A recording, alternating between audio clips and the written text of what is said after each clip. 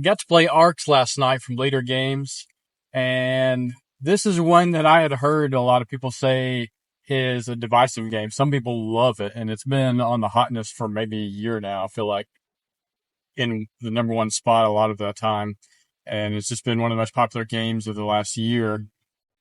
And if you're not aware, the main core action selection system is trick taking. And I've never been the biggest fan of trick taking games. I really do like the crew a lot, but that's co-op. So to me, it just feels a lot different than how most trick taking games feel. But Arcs just didn't hit for me, at least on one play. I kind of had a pretty sour experience with it, actually. The game just felt very slow.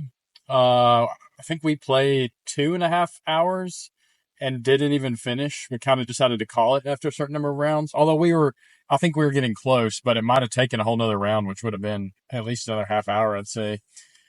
But I just felt a lot of the time, I just felt frustrated, with the actions I was able to do and was trying to do. And a lot of things just felt out of my control and kind of random.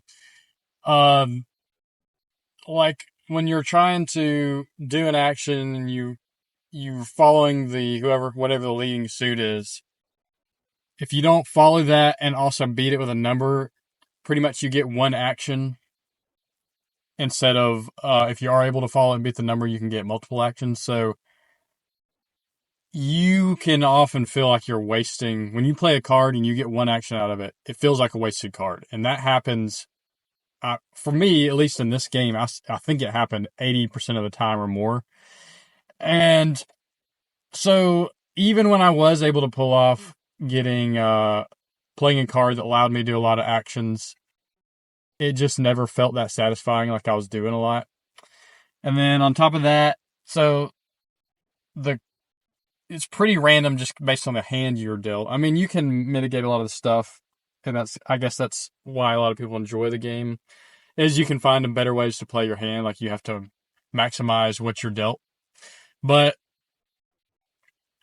for example, I never saw a 7 card, which is the highest number, in the game. The entire game, I never saw 7. And let's see, the combat can be pretty random. It's just straight up rolling dice, and the attacker, when you attack, there's not really much defending. There's a little bit, but not really. Like, the attacker, it's a huge advantage to be the attacker. For example, I had one turn where I got attacked and I lost, I think, 2 or 3 resources and a guild card.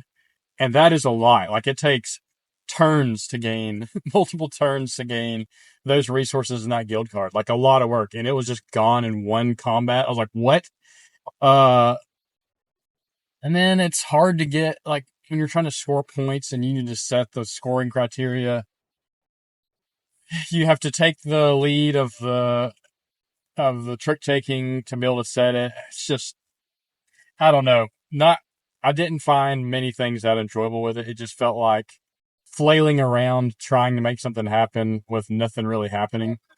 Maybe I'm just butthurt because I came in last, I think, or close to last, and never felt like I got a lot of points. So maybe if I played another round, I would have it figured out, and I would appreciate it. But as of one play, it was a negative for me, and it just kind of made me want to play a different sci-fi 4X type game, kind of like Circadian Chaos Order, or even Burning Banners, the fantasy themed game.